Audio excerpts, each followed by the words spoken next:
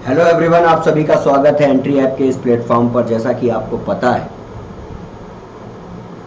कि entry app एक ऐसा प्लेटफॉर्म जहां पर आप अपने टीचिंग एग्ज़ाम्स या फिर स्टेट लेवल अनदर एग्ज़ाम्स या सेंट्रल लेवल के बैंकिंग, एसएससी और रेलवे एग्ज़ाम्स को अगर आप क्वालिफाई करना चाहते हैं तो एकमात्र ऐप जिसको आप गूगल प्ले स्टोर पर जाकर डाउनलोड करके अपनी फैकल्टी के साथ जुड़कर अपने सपनों को साकार कर सकते हैं। तो उस प्लेटफॉर्म पे आप सभी का स्वागत है। मैं विनीत द्विवेदी आप सभी का तहे दिल से स्वागत करता हूं। Faculty of English language and Hindi language for all teaching exams. So यहाँ पर एक क्वेश्चन है, डाउट है, उसको दूर करने से पहले मैं आप सभी के लिए एक साधारण सा एक अच्छा सा वीडियो ताकि आप अपने डाउट्स को दूर कर सकें। और कई सारे डाउट जो कॉमन डाउट चलते हैं कॉमन से, उनके ऊपर ये एक सेशन है। तो देखते हैं, लेट्स हैव होप कि आपको बेनिफिट मिलेगा। लेकिन उससे पहले आप एंट्री ऐप को यूट्यूब, टेलीग्राम, इंस्टाग्राम, फेसबुक और ट्विटर अकाउंट पर फॉलो करके अपने सपनों को साकार कर सकते हैं। तो बात हो रही है सुपर टेट एग्जाम की। एक बार फिर सुपर टेट एग्जाम से रिलेटेड क्वेश्चन। तो क्वेश्चन क्या है?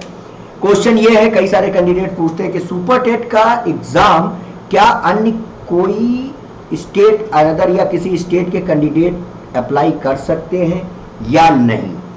सबसे पहले आपको बता दें कि उत्तर प्रदेश की बात करें, अगर मैं उत्तर प्रदेश की बात करूं, उत्तर प्रदेश की बात करें तो उत्तर प्रदेश की शिक्षा व्यवस्था के लिए दो माध्यम है। एक तो बोर्ड माध्यम है जिसे माध्यमिक शिक्षा परिषद कहते हैं, दूसरा है बेसिक शिक्षा परिषद। तो जो बेसिक शिक्षा परिषद है, मतलब मैं अगर बात करूं बेसिक शिक्षा परिषद, इसके अंतर्गत दो कैटेगरी आती है। एक होती है प्राइमरी और एक होती है जूनियर। यानी जो आपकी शिक्षा पद्धति यानी बेसिक शिक्षा, प्राथमिक शिक्षा को जो प्राथमिक शिक्षा को अपने अनुरूप क्रियान्वित होती है उत्तर प्रदेश में।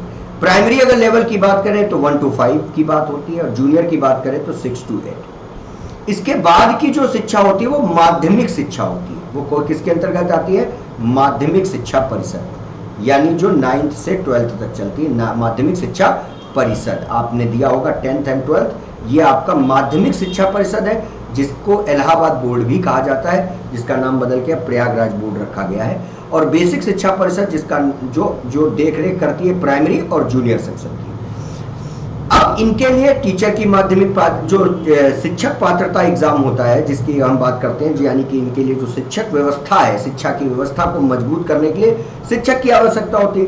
तो शिक्षक की पात्रता एंड आल को चेक करता है और उनकी नियुक्ति करता है बेसिक शिक्षा परिषद। बेसिक शिक्षा परिषद दो तरीके से एग्जाम कंडक्ट करता है, जिसमें आता है यूपी टेट एक एग्जाम। यूपी टेट अगर एग्जाम की बात करें तो यहां पर आते हैं, आपको यूपी टेट के बारे में बता दें तो यूपी टेट का फुल फॉर्म है उत्तर प्रदेश शिक्षक शैक्षणिक पात्रता एग्जाम। यानी यूपी टेट का अगर फुल फॉर्म कहे तो Uttar Pradesh teacher eligibility test. ये एग्जाम दो कैटेगरी में होता है। एक एग्जाम होता है प्राइमरी लेवल पर, बात को समझना, एक एग्जाम होता है प्राइमरी लेवल पर, पहले समझने का प्रयास करें। और एक एग्जाम होता है जूनियर लेवल पर। यानी कि यूपी टेट के दो एग्जाम होते हैं, जो एक 0 से 5, 1 से 5 और एक 6 to 8 के शिक्षक की नियुक्ति के लिए होता है। 1 to 5 को हम पेपर 1 कहते हैं और 6 to 5 को पेपर 2 कहा जाता है। कौन सा पेपर कहा जाता है? पेपर 2 कहा जाता है।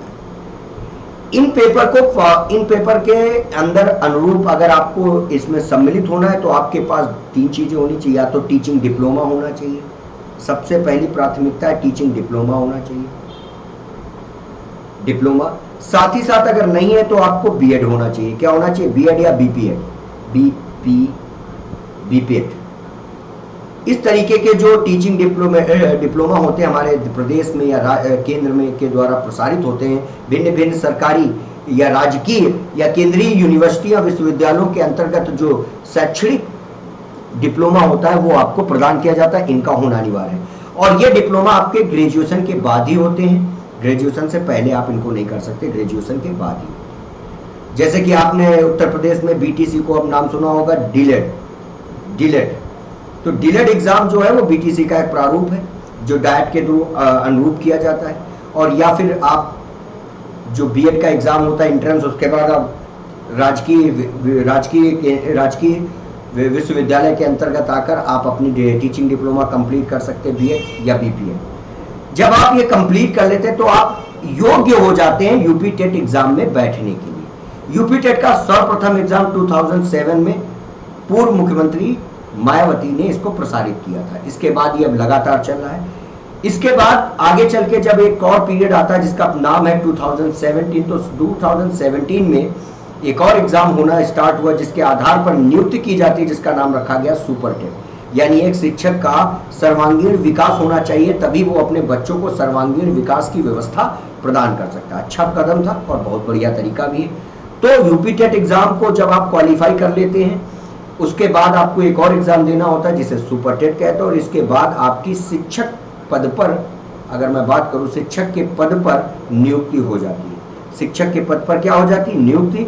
और नियुक्त होने के बाद आप अपने कार्य कर्तव्य का निर्वहन करने लगते हैं भिन्न भिन्न प्राथमिक विद्यालयों या जूनियर स्तर के विद्यालयों पर।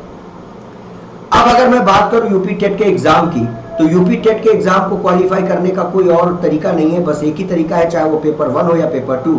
तो पेपर 1 और पेपर 2 की अगर मैं बात करूं, पेपर 1 और पेपर 2 की अगर बात की जाए तो इन दोनों में से आप कोई भी एग्जाम, अगर आप चाहें तो दोनों पेपर में एलिजिबिलिटी दे सकते हैं। प्राइमरी और जूनियर के लिए आपको 2 पेपर देने पड़ेंगे और दोनों के लिए आपको 90 मार्क्स यानी कि 60% मार्क्स लाना अनिवार्य है, तभी आप क्वालिफाइड माने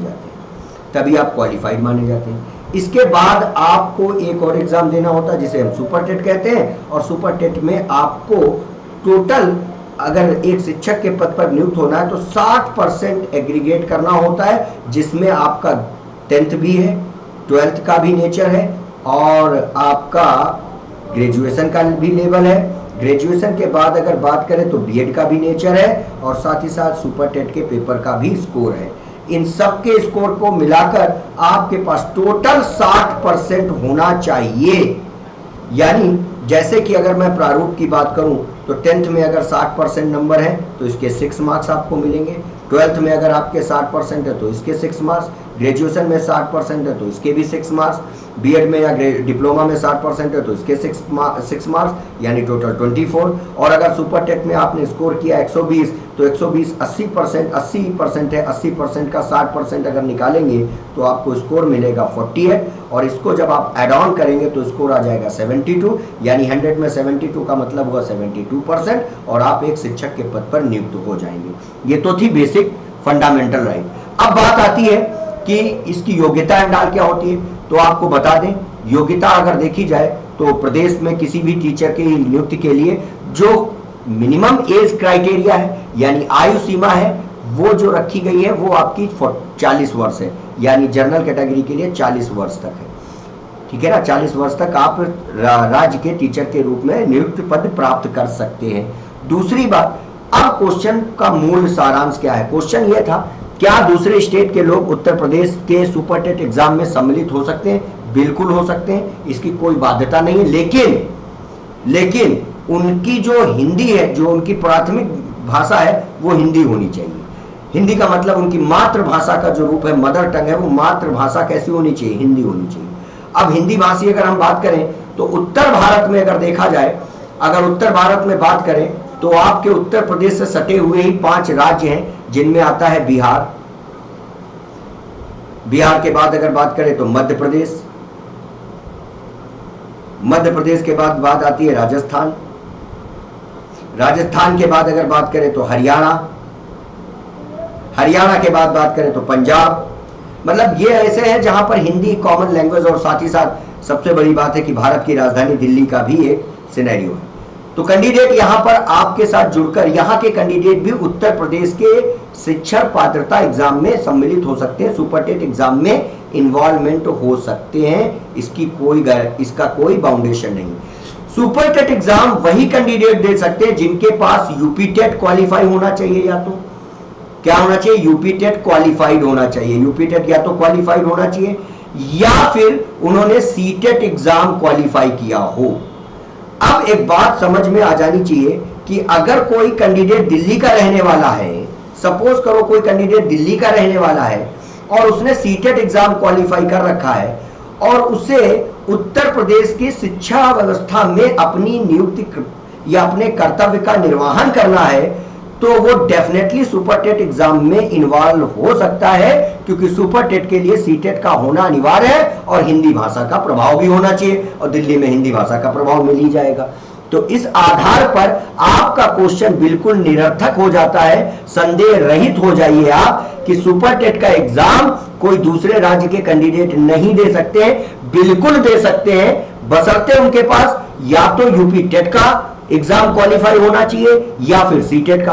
और हम बात करें तो इंडिया में कोई ऐसा स्टेट नहीं है जहां पे कैंडिडेट सीटेट के एग्जाम के लिए पात्र नहीं है, या सीटेट का एग्जाम क्वालिफाई नहीं करते हैं, या वो इन्वॉल्व नहीं होते। क्यों?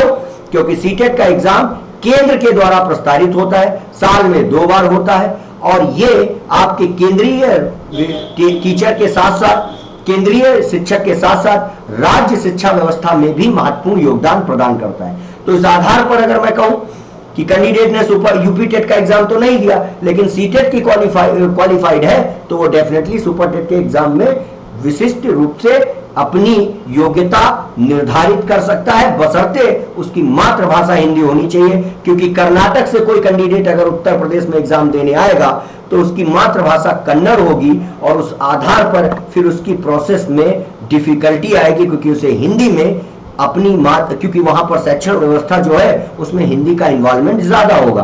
तो एक बात ये भी क्लियर हो गई कि उत्तर प्रदेश से सटे हुए राज्य जो है, जैसे बिहार, झारखंड, मध्य प्रदेश, राजस्थान, हरियाणा, पंजाब, दिल्ली, इन राज्यों से आने वाले प्रतियोगी, आने वाले छात्र उत्तर प्रदेश में शिक्षा व्यवस्था के रूप में, शिक्षक के रूप में कार्यरत हो सकते हैं, वो सुपर टेट के एग्जाम में इन्वॉल्व हो सकते हैं, बशर्ते उनके पास यूपी टेट या फिर सीटेट का क्वालिफाई एग्जाम होना चाहिए।